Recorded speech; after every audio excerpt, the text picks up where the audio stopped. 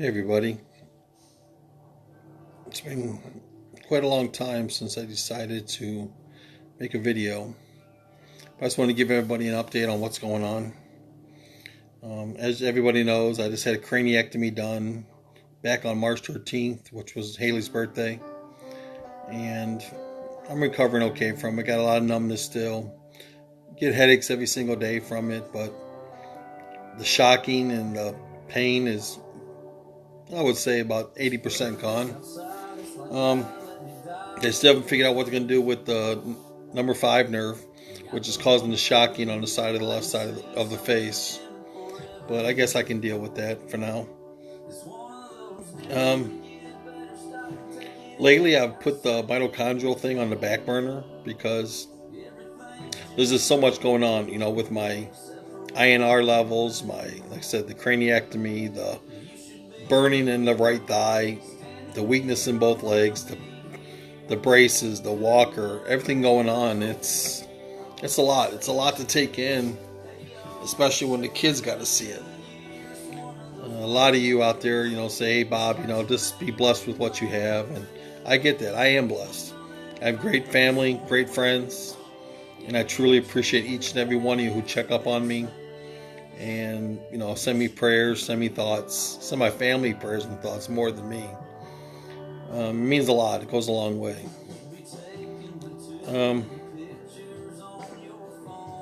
Haley got the opportunity last week to go to Florida with one of her friends for spring break, which, obviously we're not doing vacations, but, the kids deserve it. They need stuff like that. They need things to get their mind off what's going on with my health and mom's, numbness sometimes from it all. And, without Teresa and these kids and said all my good friends out there, I wouldn't know where I'd be today. I miss a lot of you. I miss all my team, my family from Value City. I miss all my great friends from Cleveland, my baseball and softball friends, my high school friends. And I just hope we all stay in touch because mainly, Teresa and the kids need somebody that can talk to them. Arnold, I really appreciate you coming out a month ago or so, seeing the family. They really, you're the, it's like their uncle, and when I was in the hospital, I had family come up, which really shocked me. I had some good friends from Cleveland come up, visiting me at the hospital for the 10 days I was in there. My respiratory system's, it's got a lot of issues going on now. I got a lot of scarring in my lung. I got too much carbon dioxide in my lungs compared to oxygen. I don't have enough oxygen to move the blood around in my body.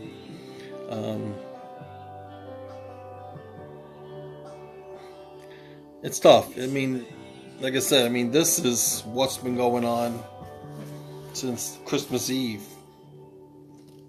of 2015. That's my medical records. A lot of it is lab testings, of course, but there's just too much going on, actually, that the normal human being should go through. 15, 16 surgeries in the last 2 years. That's too many. Having over 7 feet worth of scars on your body, metal, plastic, stimulators, pacemakers.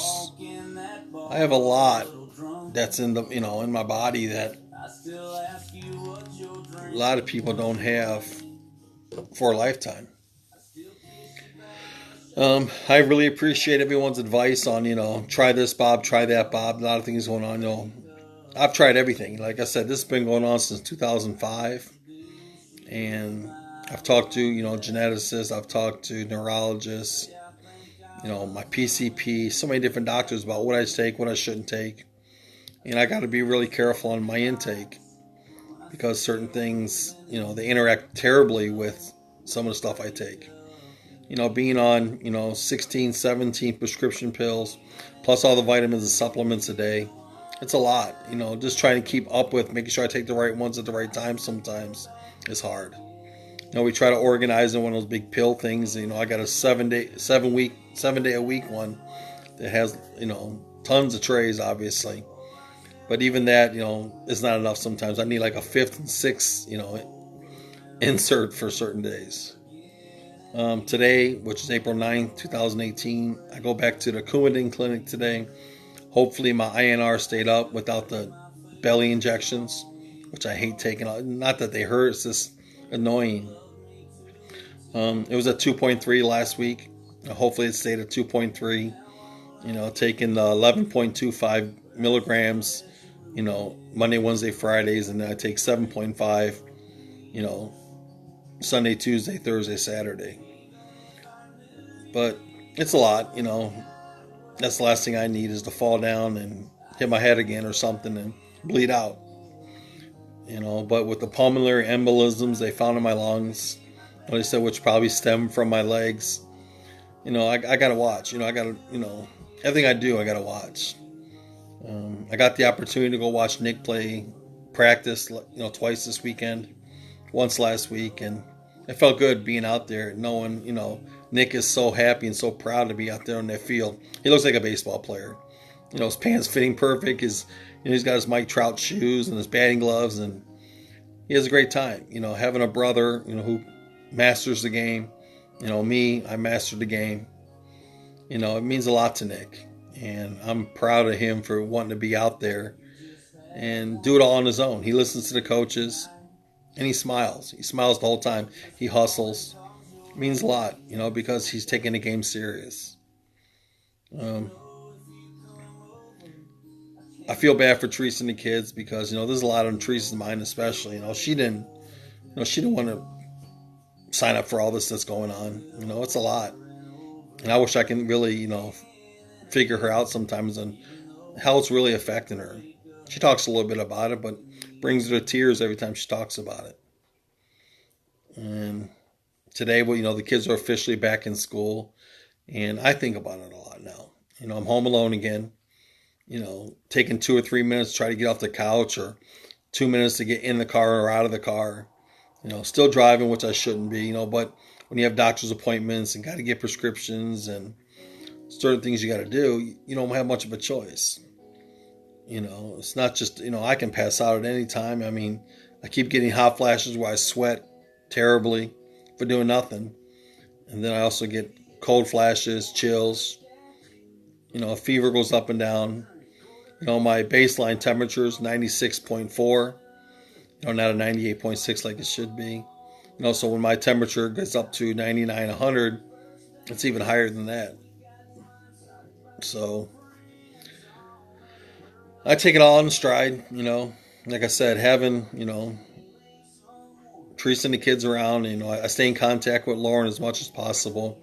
I reach out to her to text her, Facebook, texting, Messenger. Can't wait to see the grandkids, Isaac and Aaliyah, but I know it's tough for her to get out of it because Lauren doesn't drive. She has, anxiety attacks, and which, I don't blame her. She doesn't need to get behind the wheel of a car. But I worry about her. I worry about everybody. That's just my big thing is, just because what's wrong with me doesn't mean I stop caring about everybody else. My big thing is I wouldn't wish this on anybody. I got a lot of friends who, got some issues going on, which I get. I pray for them each and every day. And I wish I had one thing going on. I wish I had just scarring in my lungs. I wish I just had compartment syndrome one time, but I haven't. It's my muscular, vascular, respiratory, all my systems are getting attacked by what's going on in my body. And it's tough. It really is. And you never know each day what it's going to bring to you. When you're exhausted on April 9th for May 9th already, it's hard. It's not about being tired. It's just about the body not producing what you need to function every day. Do you give your lungs more attention than your muscles today? Where do you want that oxygen to go? Where do you want the energy to try to go? And it's tough, and like I said, I hope it's not a really hot summer so I can see the boys play more baseball. I don't want to miss that for the world, especially with Nick playing first year. But But I will do what I can to be out there with them, so they know I'm there. My presence is there. And I want to sit out by the fire more this summer. I told the boys, somehow, some way, we're going to get to an Indians game. It's been 6 years since we had the opportunity to get to an Indians game. I'd love to get down and as close as we can to the field for the boys. I told him even if we get an opportunity to go see the Tigers play again.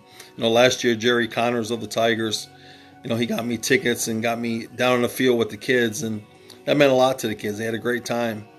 Our adopted son Kyle Robinson, he went with us. And they really had a great time that day. Being down on the field, meeting the Tampa Bay, players, and meeting some of the Detroit Tigers. They had a great time. But of course, Noah especially would like to, meet Michael Brantley again, and some of the other Indians, of course, Lindor especially. But it's tough when I can only sit for so long. I can only stand for so long. That hour and 40-minute ride to Cleveland is too much on me. And that's why I'm happy Haley got the opportunity to go to Florida, because, I can get a blood clot break loose at any time, sitting too long or laying too long. So I'll keep fighting. I'll keep doing what I can. I'll keep everybody in the loop. But each day, this is another day for me. It's just like, okay, today what do? Do I sit on the couch? Do I stay in bed? But overall, like I said, one for my friends out there and my family, what would I do? What would I do without all of you?